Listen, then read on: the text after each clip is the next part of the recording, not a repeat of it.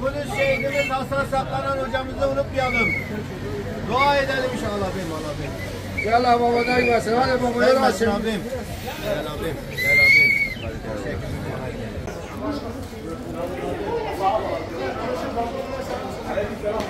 Gel abim. Kudüs'te şehit edilen Hasan Saklanan hocamızın anısına bugün onun taziye yemeğini dağıtmıyoruz. Onun düğün tatlısını dağıtıyoruz. Şehidimizin düğünü var. Mescid-i Aksa'ya, Gazze'ye selam olsun. Kudüs şehidimiz, ümmetin şehidi Hasan Saklanan hocamız bizler için şehit olmuştur. Allah yolunda şehit olanlara ölü demeyin. Gazze'ye, Mescid-i Aksa'ya, Urfa'dan selam olsun. Kudüs şehidimiz Hasan Saklanan hocamız adına hayır yapıyoruz. Rabbim şehadetini kabul etsin inşallah. Urfa'dan Mescid-i Aksa'ya, Gazze'ye, Kudüs'e selam olsun.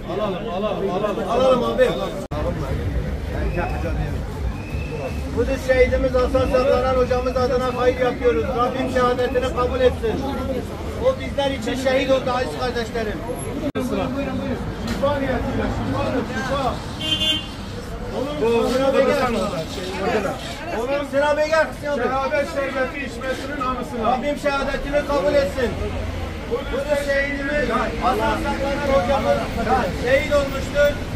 Rabbim şehadetini kabul etsin.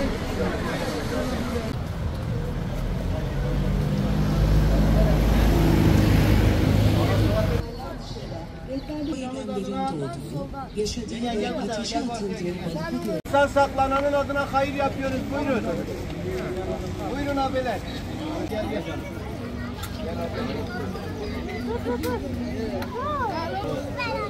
Buyurun. Saklanan kardeşimiz anısına. Buyurun. Gel baba gel. Buyurun abi.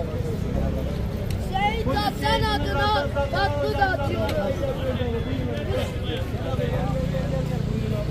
Kardeşlerim bugün Haşimiye Meydanı'ndayız. Urfa'nın dört bir yanında şehit Hasan Saklanan kardeşimiz için tatlı ikramlarında bulunduk. Onun taziye yemeğini değil, düğün tatlısını dağıtıyoruz.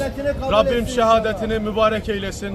Allahu Teala onun şefaatine bütün ümmet-i Muhammed'i nail eylesin. Allah'a emanet olun.